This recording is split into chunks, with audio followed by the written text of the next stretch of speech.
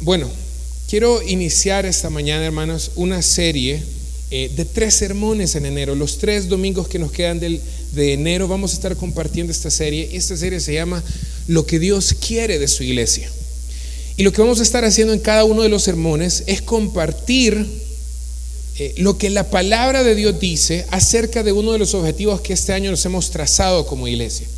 Ustedes se recuerdan, el año pasado nos trazamos algunos objetivos y obviamente Dios dijo: no, aquí se va a hacer mi voluntad. Pero eso no significa que como hijos de Dios, ¿verdad? Como seres humanos, eso no significa que no debemos planificar y prepararnos. Entonces, este año, hermanos, queremos trabajar o enfocarnos en 3 grandes áreas en la iglesia, ¿verdad? Lo primero, para que usted lo vaya conociendo, vamos a ir hablando más de esto a medida vayan avanzando el mes de enero. Vamos a seguir trabajando en evangelismo, ¿verdad? Es un área en que el año pasado, bueno, los 3 últimos años, de alguna forma, hermanos, creo que nos hemos como acomodado bastante. Entonces, este año vamos a estar siendo bien incisivos en el tema de evangelismo.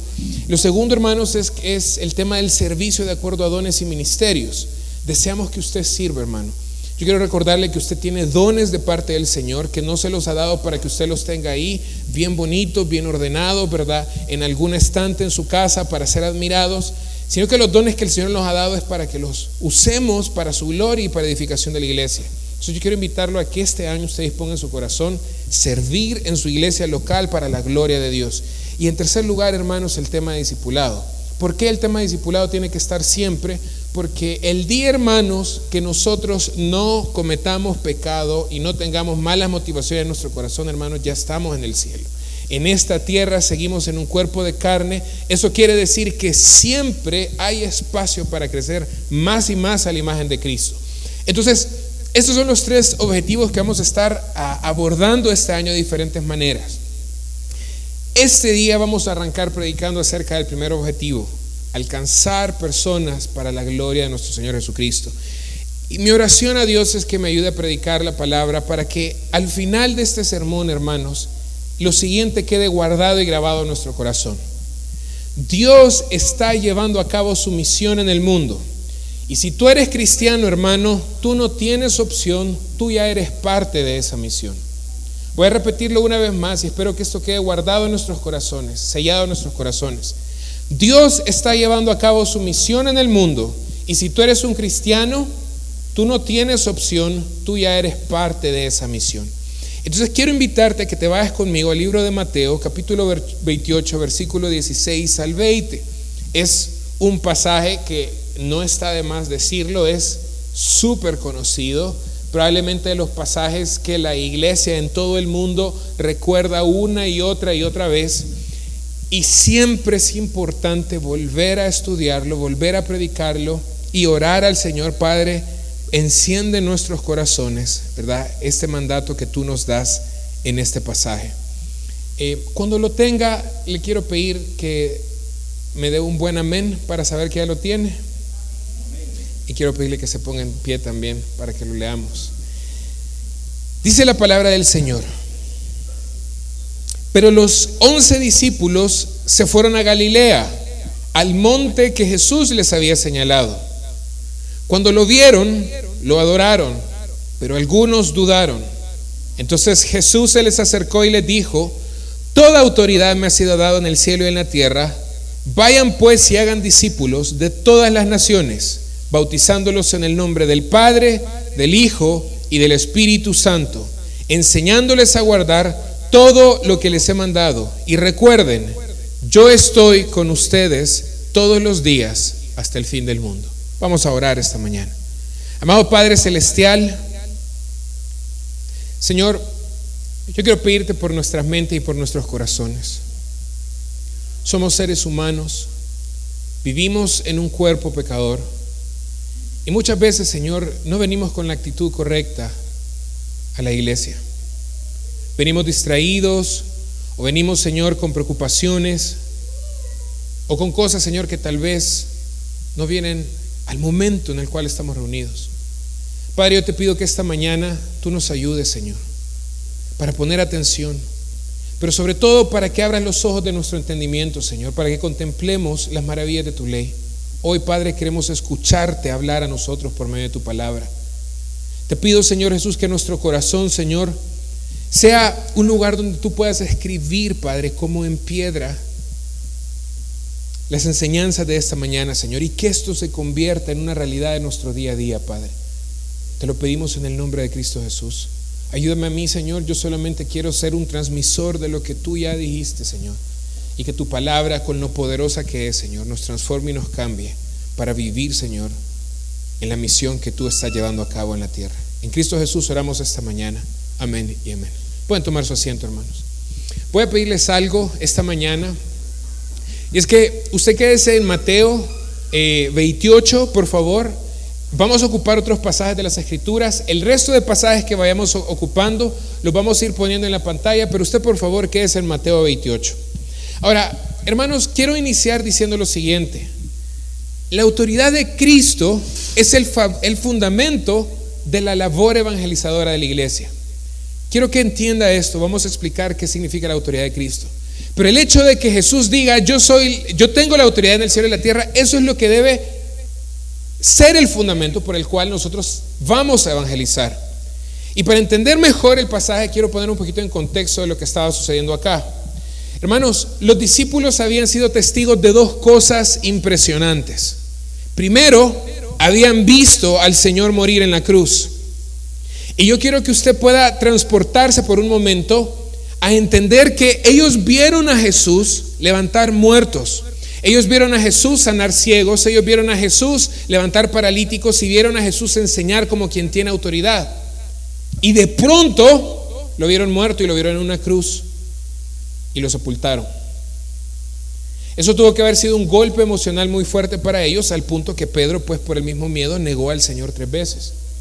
Pero los discípulos también habían visto al Cristo resucitado. Jesucristo ya se les había presentado antes de este momento. Algunos de ellos habían tocado los hoyos de sus manos de los clavos, otros habían tocado su costado, a donde la lanza había penetrado el costado de Cristo Jesús. Entonces, ¿por qué estoy diciendo todo eso, hermanos? Porque ellos estaban en un gran sube y baja espiritual en ese momento. Por un lado estaban alegres porque Cristo había resucitado y lo habían visto, pero por otro lado, hermanos, piensen por un momento en el miedo que tenían. Habían visto cómo habían tratado a Cristo y cualquiera que se identificara con Jesús corría riesgo de ser tratado de la misma forma. Entonces, de alguna forma, hermanos, no estoy diciendo que igual, pero de alguna forma nosotros estamos en una situación similar. Yo quiero preguntarle, ¿quiénes están confiados que Jesucristo estará con ustedes y sus familias este año? Estamos confiados, pero seamos honestos, seguimos en un cuerpo de carne. ¿A cuántos de nosotros de vez en cuando la carne nos traiciona y nos preocupamos por lo que pueda suceder este año? Estamos confiados, pero también estamos preocupados. Entonces, en ese contexto, hermano, de alguna forma parecido a lo que ellos estaban viviendo, vamos a ir viendo parte por parte. Versículo 16. Pero los 11 discípulos se fueron a Galilea, al monte que Jesús les había señalado, y cuando lo vieron, lo adoraron, pero algunos dudaron. Mateo 26:32, Cristo les había dicho: yo voy a morir, me van a matar, pero cuando yo resucite, váyanse a Galilea, porque ahí los voy a encontrar yo. Ahí los encuentra.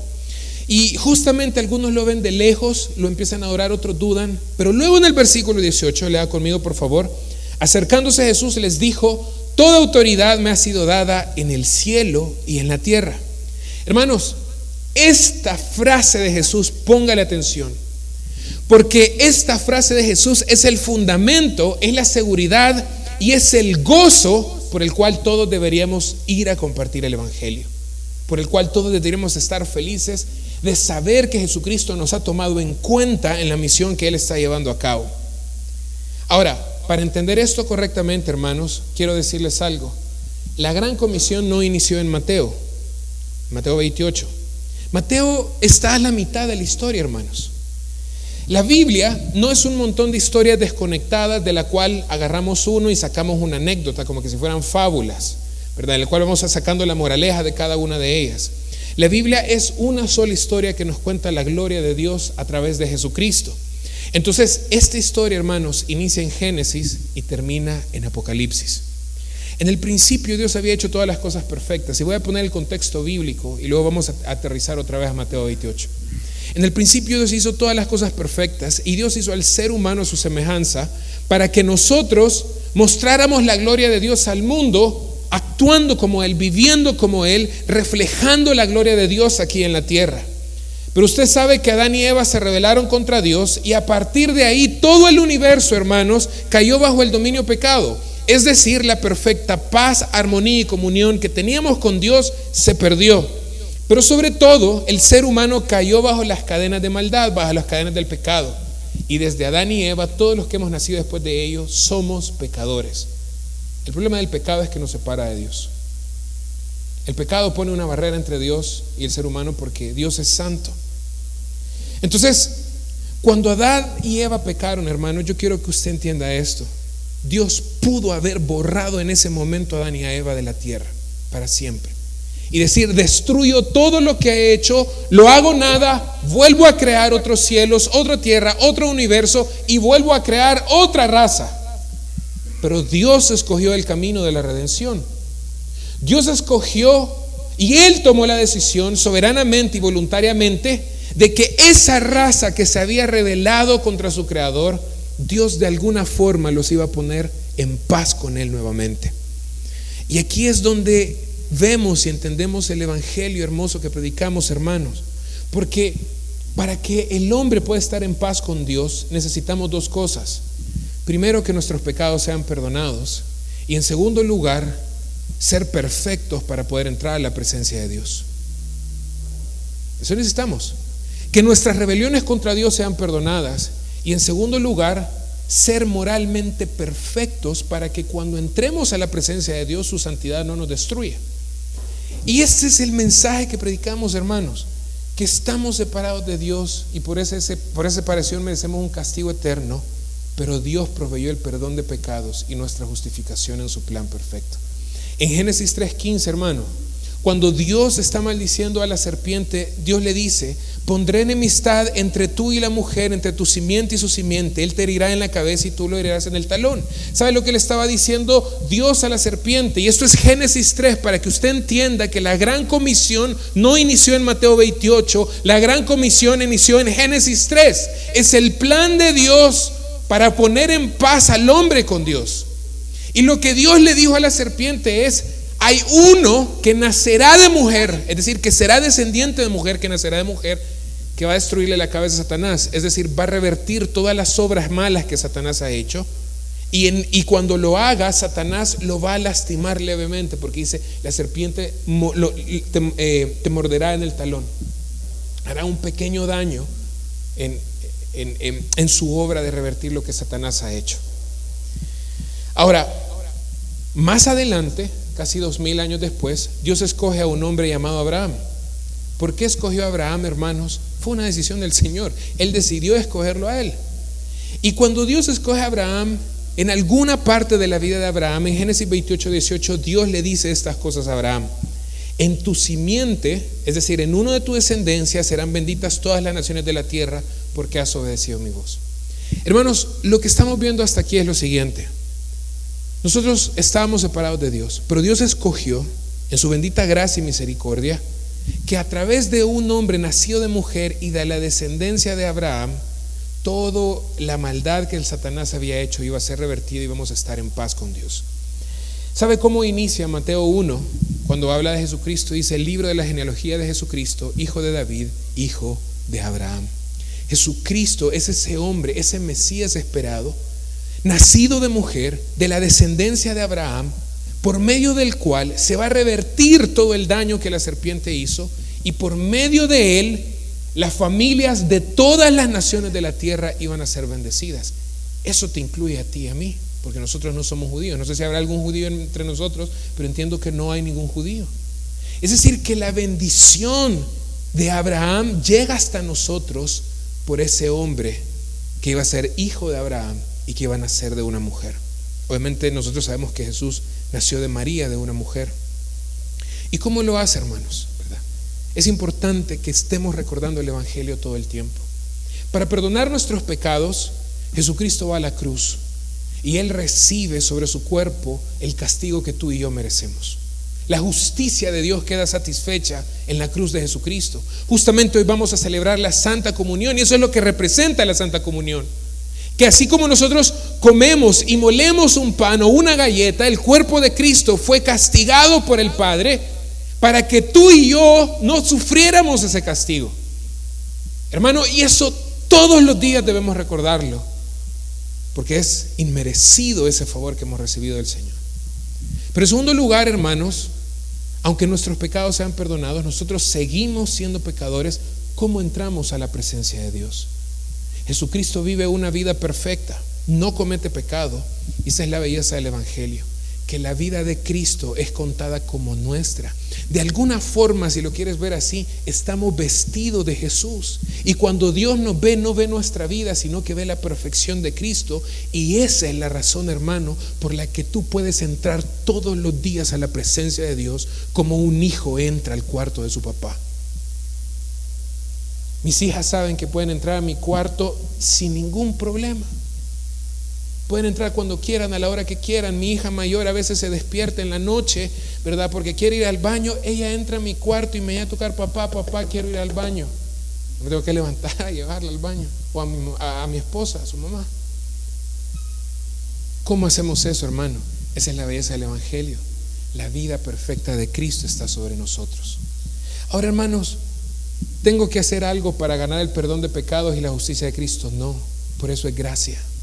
Por eso se llama gracia, porque simplemente en la voluntad de Dios, desde la eternidad hasta la eternidad, Él decidió regalarte ese regalo a ti. Ahora, habiendo entendido todo esto, hermanos, porque todo esto es importante entenderlo, esa es la razón por la que Jesucristo dice en Mateo 28: toda autoridad me ha sido dada en el cielo y en la tierra. Pero ¿autoridad para qué, hermanos? Voy a ir poniendo algunos versículos en la pantalla, por favor vayan leyéndolos conmigo. Mateo 11:27, mire las palabras de Jesucristo: todas las cosas me han sido entregadas por mi Padre, y nadie conoce al Hijo sino el Padre, y nadie conoce al Padre sino el Hijo, y aquel a quien el Hijo se lo quiera revelar. Es decir, hermanos, que el Padre le dio a Jesucristo todas las cosas para que Jesucristo revele al Padre a quien Él desea hacerlo. Todas las cosas del Padre fueron entregadas a Cristo hombre, ¿verdad? A Jesucristo, a Dios hecho hombre, para que podamos conocer al Padre, para que podamos estar en paz con el Padre, y este regalo es dado a aquellos que Jesucristo quiere. Juan 17, versículos 1 al 2. Estas cosas habló Jesús, y alzando los ojos al cielo dijo: Padre, ha llegado la hora, glorifica a tu Hijo, para que el Hijo te glorifique. Póngame atención, versículo 2: por cuanto le diste autoridad sobre todo ser humano, para que le des vida eterna a todos los que tú le has dado. Esos textos nos ayudan a entender Mateo 28:18. Esta oración fue hecha por Cristo antes de ir a la cruz, y lo que Cristo está diciendo es que las ovejas por las que va a ir a morir a la cruz, el Padre se las ha dado a Él. Dios el Padre le dio autoridad a Cristo hombre para darle vida eterna a esas ovejas que el Padre le ha dado. Por eso es que más adelante en Juan 17, pero en el versículo 6, Jesucristo dice: he manifestado tu nombre a los hombres que del mundo me diste, eran tuyos y me los diste y han guardado tu palabra. Hermanos, estas ovejas, según Efesios 1, versículo de 3 al 6, fueron escogidas por el Padre desde antes de la fundación del mundo. Estas ovejas son del Padre, y lo que el Padre hizo fue darle a Jesús estas ovejas para que Cristo les dé vida por medio de su muerte y su resurrección. Y de esa forma el Padre es glorificado en su gracia, y de esa forma el Hijo es glorificado por el sacrificio que Él hizo por nosotros. Es decir, hermanos, que aquellas ovejas que el Padre escogió desde antes de la fundación del mundo son de Él, y la autoridad que Jesucristo recibió, Jesucristo hombre en esta tierra, de parte del Padre, es que aquellas ovejas que el Padre escogió desde antes de la fundación del mundo, Jesucristo les va a dar vida eterna. Entre esos estamos tú y yo. Ahora, esta es la autoridad de Cristo. Pero entonces, si esta es la autoridad de Cristo para salvar, si esta es la autoridad de Cristo para dar vida eterna, Jesucristo, hermanos, te envía a ti y me envía a mí, bajo su cuidado, bajo su cobertura y bajo su protección, a predicar el Evangelio. Hace algunos momentos les dije, hermanos, que Mateo 28 no inicia ahí la gran comisión. La gran comisión inició en Génesis 3, cuando se prometió que un hijo alguien nacido de mujer iba a revertir las obras de Satanás, y ya vimos que es Jesucristo quien recibe del Padre la autoridad para dar vida eterna a aquellas ovejas que el Padre ha escogido. Eso quiere decir, hermanos, que la gran comisión no es la misión de la iglesia, es la misión de Dios y lo que Él ha estado haciendo en el mundo desde Adán y Eva. Porque nosotros hablamos de que la gran comisión es la misión de la iglesia. La gran comisión no es la misión de la iglesia. Esta es la misión de Dios y de Cristo para salvar a todas las ovejas que el Padre le ha dado.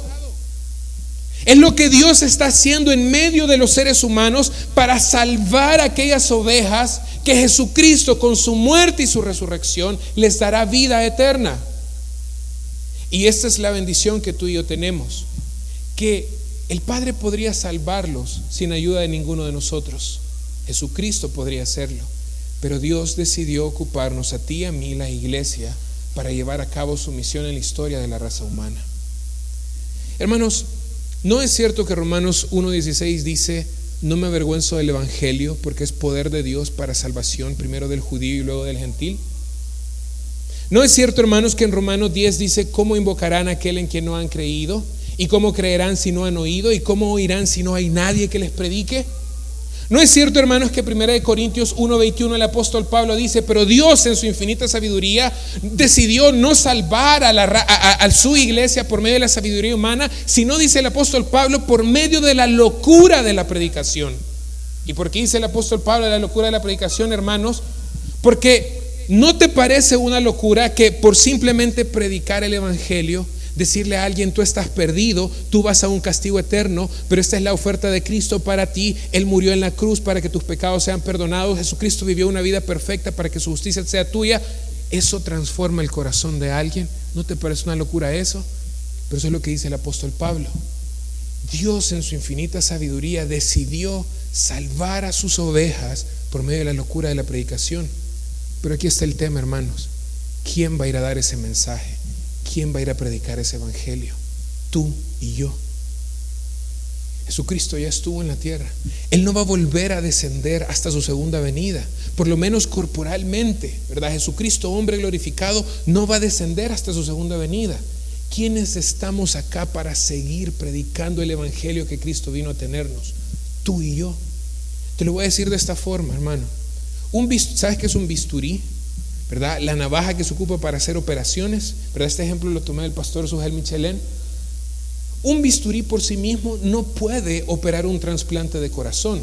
Se necesita un doctor especializado, con experiencia, con capacidad, que entre a una sala de operaciones y tome ese bisturí, abra el pecho, saque un corazón enfermo y ponga un corazón sano. Tú y yo somos el bisturí del Señor. Nosotros somos herramientas en las manos de Dios, por medio del cual Dios transforma un corazón de piedra por un corazón de carne. Tú y yo somos un bisturí en el corazón de Dios, por medio del cual opera a aquellos que están sin Cristo y los hace nacer a una nueva vida para que sean salvos. Y esta es la gran bendición que tú y yo tenemos. Saber que en la misión de lo que Dios está haciendo en toda la tierra, tú eres como un bisturí en la mano del doctor que abre el pecho cuando predicamos el evangelio, cuando compartimos de Cristo, y Dios se encarga de sacar ese corazón de piedra y poner en el corazón del incrédulo un corazón de carne para que crea y vaya en fe a Jesucristo. Y esa es la razón por la que Jesucristo dice: vayan, id por todo el mundo. Vayan. Hermanos, nosotros no sabemos quiénes son esas ovejas que Jesucristo les dará vida eterna, pero Dios sí lo sabe. Y aquellas a quienes el Hijo les dé vida eterna recibirán la bendición de Dios y conocerán al Señor para vivir con Él para siempre. Por eso, hermanos, es que tú tienes un fundamento para decir: tengo que ir, porque la autoridad de Cristo para dar vida eterna es tu fundamento para decir: voy a compartir el evangelio. Por eso tienes seguridad para predicar, hermano, porque Cristo salvará a aquellas ovejas que son del Padre. Y por eso, hermano, tienes gozo y deberías tener gozo para predicar, porque la salvación de las personas trae gloria a Dios. Hermano, yo quisiera que al final del año todas estas sillas que están vacías, estuvieran llenas de personas que no estamos viendo ahorita, y tú puedas tener el gozo y la alegría de saber: yo fui una herramienta en las manos del Señor para que esta persona esté sentado ahí al final de este año. Porque la salvación de alguien trae gloria a Dios, porque nadie merece la salvación, pero en su misericordia el Señor la otorga. Hermanos, ¿ustedes se recuerdan el joven rico? ¿Se acuerdan que el joven rico fue con Jesucristo y le dijo: ¿qué tengo que hacer para ganar la vida eterna? Y Cristo le dijo: tienes que cumplir la ley a la perfección. Y el joven rico le dijo: pues ya lo he hecho. Y luego Jesucristo, para mostrarle que él realmente no amaba a Dios, le dijo: ve y vende todas tus cosas y dáselos a los pobres, y luego regresa y hablamos. ¿Y qué pasó con el joven rico? Se dio la vuelta y se fue. Entonces Jesucristo entra en una plática con los discípulos y Jesucristo les dice: es más fácil que un camello pase por el ojo de una aguja a que un rico se salve.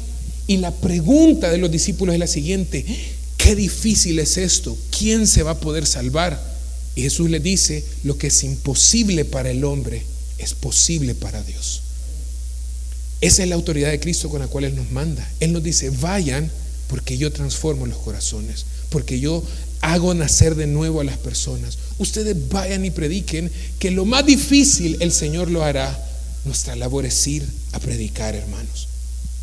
Y esta es la parte, hermanos, que espero que el Espíritu Santo nos ayude a entender correctamente esta mañana. Estos versículos no están aquí para avergonzarnos. Pónganme atención todos, por favor, porque cuando se predica de la gran comisión, eso es lo que normalmente pasa. Sentimos vergüenza con Dios porque no lo estamos haciendo. Cada vez que se predica de evangelismo, hermanos, en todas las iglesias, la reacción natural de nuestro corazón es: qué vergüenza, yo sé lo que tengo que hacer y no lo estoy haciendo. Pero yo creo que Mateo 28, 18 al 20 no está en la Biblia para avergonzarnos, está para darnos un empuje para salir a evangelizar. Porque si Jesús va a salvar a las ovejas que el Padre le dio, tú y yo podemos ir con confianza. Porque aquellos que el Padre escogió desde delante de la fundación del mundo, el Señor les dará vida eterna. No porque tú y yo seamos sabios, no porque tú y yo seamos buenos predicadores, no porque tú y yo tengamos una gran sabiduría. El apóstol Pablo dijo: yo no vengo aquí con sabiduría humana, yo vengo a predicar a Cristo y a Cristo crucificado, y eso es poder de Dios para salvar a las personas. Entonces lo que tú y yo debemos hacer esta mañana no es sentir vergüenza delante del Señor, aunque vamos a orar y le vamos a pedir perdón a Dios y nos vamos a arrepentir delante de Él por no compartir el evangelio. Pero cuando vemos Mateo 28, Jesucristo dice: toda autoridad me es dada por el Padre en el cielo y en la tierra, vayan a predicar. Nosotros deberíamos salir tranquilos y seguros que el Padre va a hacer su misión en la tierra a través de nosotros. No porque nosotros somos buenos, porque lo merezcamos, sino porque Él es bueno. Segunda de Corintios, capítulo 5, versículos 14 al 15 dice lo siguiente, hermanos: porque el amor de Cristo nos apremia, es decir, nos constriñe, nos empuja, habiendo llegado a esta conclusión. Y pónganme atención, hermanos, por favor, a lo siguiente: que uno murió por todos, y por consiguiente todos murieron. ¿Verdad? Está aquí, ¿verdad? Léalo conmigo, por favor.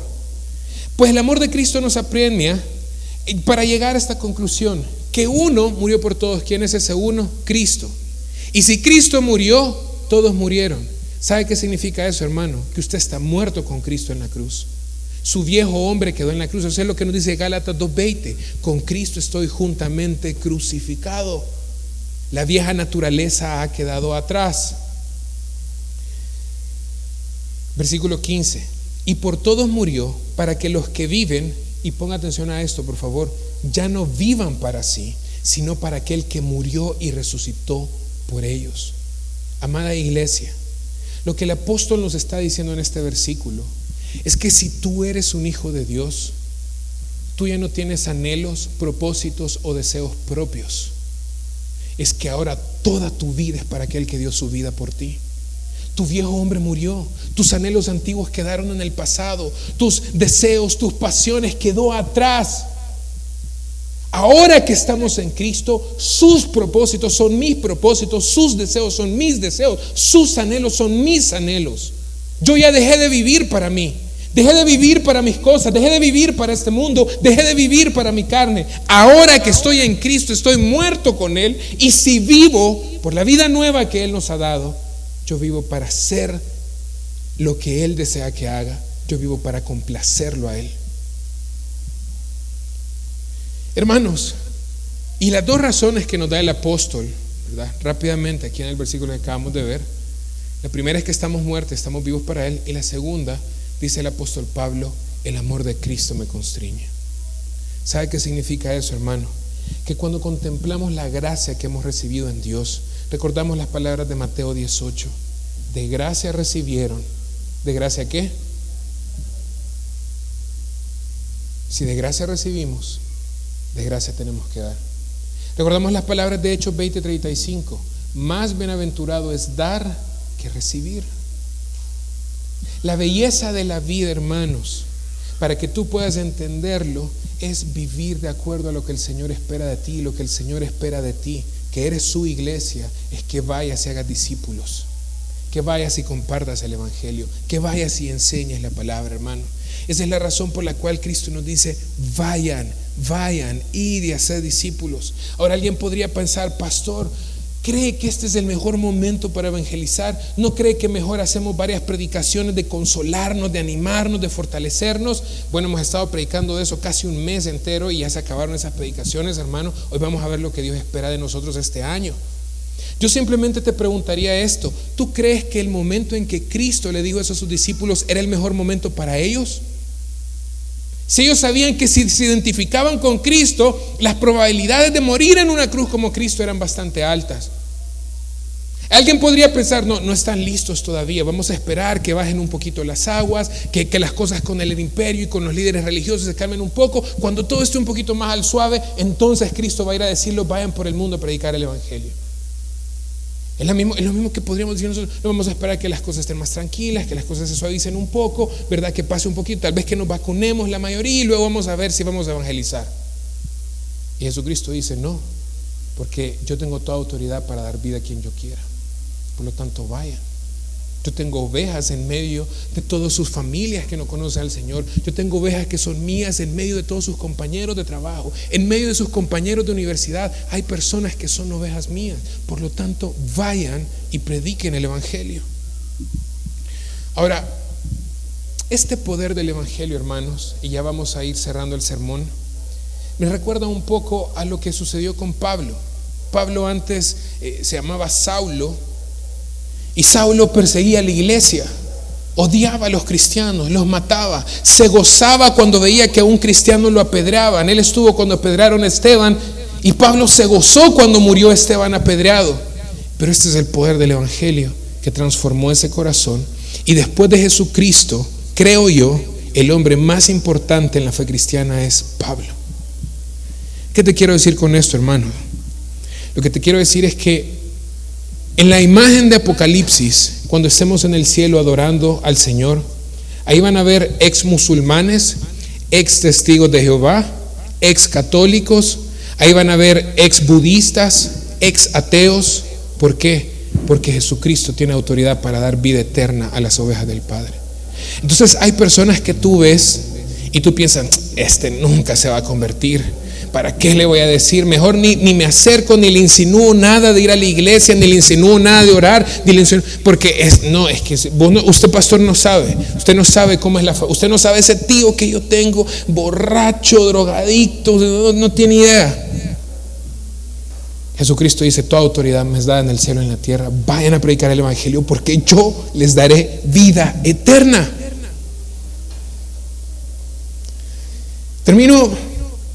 Casi termino con esto. Hechos 1 del 7 al 8. Jesucristo les contestó y les dijo, porque ellos le estaban preguntando: Jesús, ¿vas a restaurar Israel en este tiempo, el reino de Israel? Y Jesucristo les dijo: a ustedes no les compete saber esto. En el versículo 8 le dijo: pero recibirán poder cuando haya venido sobre ustedes el Espíritu Santo, y me serán testigos en Jerusalén, Judea y Samaria, y hasta lo último de la tierra. Hermano, si tú has creído en Jesucristo como tu Salvador, tú has sido bautizado en el Espíritu Santo. El Espíritu Santo mora dentro de ti. ¿Sabes qué significa eso? Que tú ya tienes el poder para ir a evangelizar. Lo que necesitamos es decirle al Señor: Padre, enciende la pasión en mi corazón. Porque todos los recursos que tú necesitas para ir a predicar ya los tienes. Pastor, pero yo no conozco tanto la Biblia. Pero el mensaje básico del evangelio lo conoces. Cristo murió en la cruz para perdonar nuestros pecados.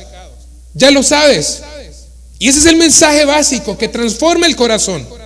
Entonces no me puede decir, no conozco suficiente la Biblia. Bueno, luego venimos a la iglesia y por eso la gran comisión es sí de hacer discípulos, no ir a ser convertidos, sino ir a ser discípulos para colocarlos en una iglesia, para que se bauticen, para que aprendan la palabra y para que luego ellos también vayan a evangelizar.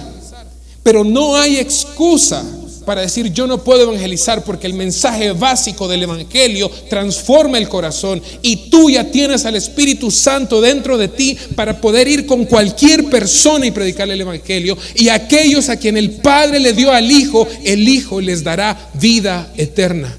Entonces no hay excusa, no tenemos ninguna excusa, porque Dios está llevando a cabo su misión en el mundo. Y si tú eres cristiano, hermano, tú no tienes opción, tú ya eres parte de esa misión.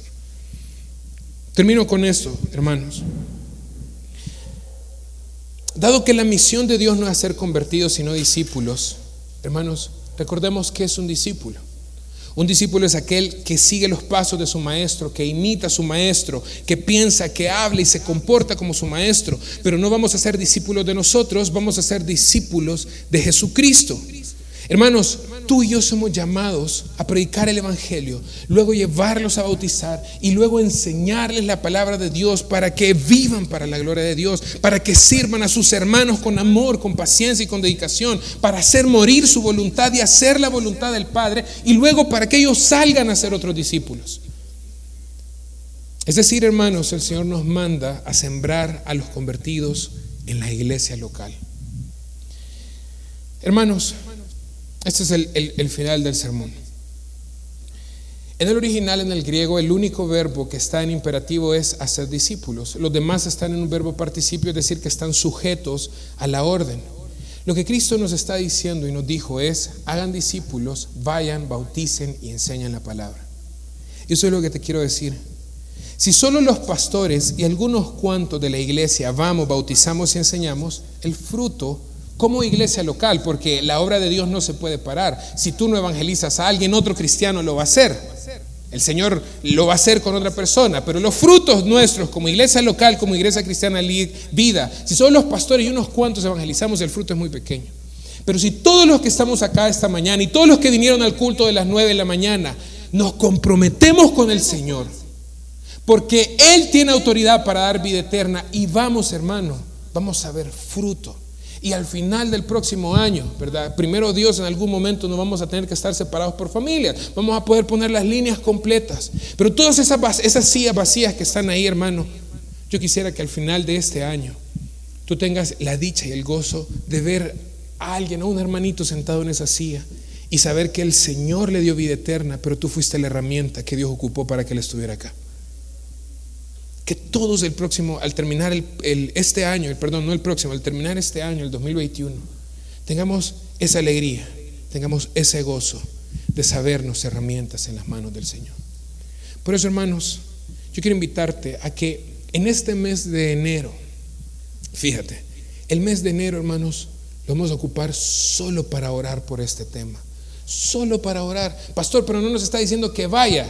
Es que honestamente, para ir, el Señor tuvo que haber encendido en nosotros la pasión por ir. ¿Y cómo va a encender en nosotros el Señor la pasión de ir? Bueno, escuchando su palabra, lo que hemos hecho esta mañana, pero también, hermanos, orando. Entonces, el mes de enero, hermanos, yo te quiero invitar a que todos los días tú le digas a Dios: Señor, enciende en mi corazón el valor, el coraje para ir a predicar el evangelio, porque el poder ya lo tienes, porque el Espíritu Santo mora dentro de ti. Amén. En segundo lugar, hermanos, yo quiero invitarte a que ores para que Dios tenga misericordia de sus ovejas y les otorgue vida eterna. Tú no las conoces, yo no las conozco, pero el Señor las conoce, y el Señor dará vida eterna a aquellos que son suyos. Y en tercer lugar, hermanos, todos los días cuando nos levantemos, yo no sé a qué horas oras tú, yo espero que estés orando.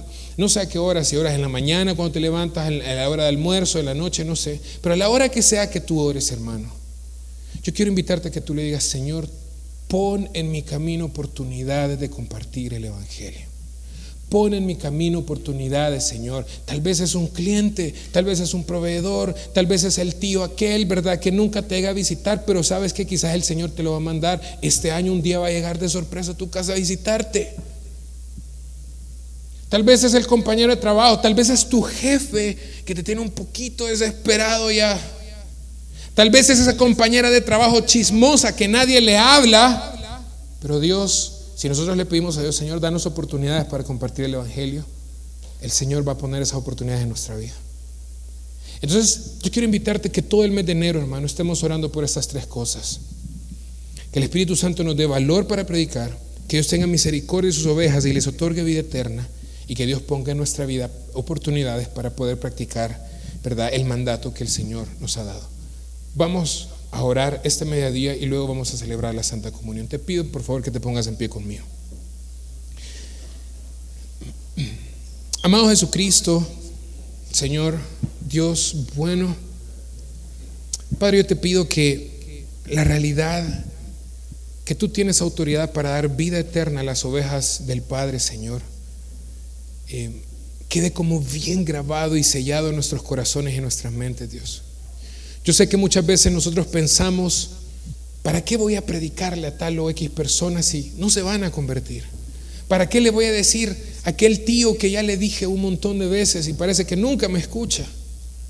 Pero Señor, ayúdanos a entender que cuando tú dijiste: toda autoridad me es dada en el cielo y en la tierra, estabas hablando de la autoridad que el Padre te dio para dar vida eterna a aquellos que son tuyos. Y tal vez nosotros no sepamos, Señor, pero tú sí sabes. Y cuando nos des esa oportunidad, Señor, de compartir el evangelio, queremos ser fieles a ti y hacerlo. Y confiamos en que tú les darás vida eterna, Señor. Es a través de la locura de la predicación, Señor, que tú has decidido salvar al mundo. Y qué bueno, Señor, que decidiste usarnos a nosotros como tus herramientas para hacerlo, Señor. No lo merecemos. Padre, te pido, Señor, que aquellos que no están pensando o apasionados, Señor, por evangelizar, nos recuerdes la imagen de Juan el Bautista, Señor. Cuando dijo: yo no soy el que están esperando, sino que después de mí viene uno de quien yo no soy digno ni siquiera de desatarle sus calzados. Padre, que nosotros entendamos que la oportunidad de compartir el evangelio, Señor, ni siquiera la merecemos. Ni siquiera merecemos, Señor, predicar el evangelio. No lo merecemos. Tú pudieras hacerlo solo. Tú no necesitas de nosotros para salvar a tus ovejas. Pero como Juan el Bautista dijo: es inmerecido el privilegio que el Señor me ha dado, que nosotros veamos de la misma forma. Es inmerecido el privilegio de compartir el mensaje de salvación a otras personas. Y que eso nos ayude a valorar, Señor, el mandato que nos has dado. Que eso nos ayude, Señor, a tomar con seriedad el mandato que tenemos de ir a ser discípulos. Espíritu Santo, la promesa de Cristo es que cuando tú vinieras sobre nosotros, nos darías poder para ser testigos. Hoy, Señor, invocamos tu presencia para que en lo más profundo de nuestros corazones, Señor, nos apasiones, nos moldees, Señor. Renueves nuestra mente, Señor, con tu palabra y con tu espíritu, para que este año, Señor, no lo desaprovechemos, teniendo tantas oportunidades de compartir el mensaje de salvación, Señor. No las desaprovechemos, sino, Padre, que día tras día nos encontremos en tu misión salvadora, Señor, y entendamos ese privilegio que nos has dado. Y en cada oportunidad que tengamos, Señor, ya sea tiempo o fuera de tiempo, prediquemos tu palabra, Señor, a aquellos que están muriendo sin esperanza. En Cristo Jesús te lo pedimos esta mañana.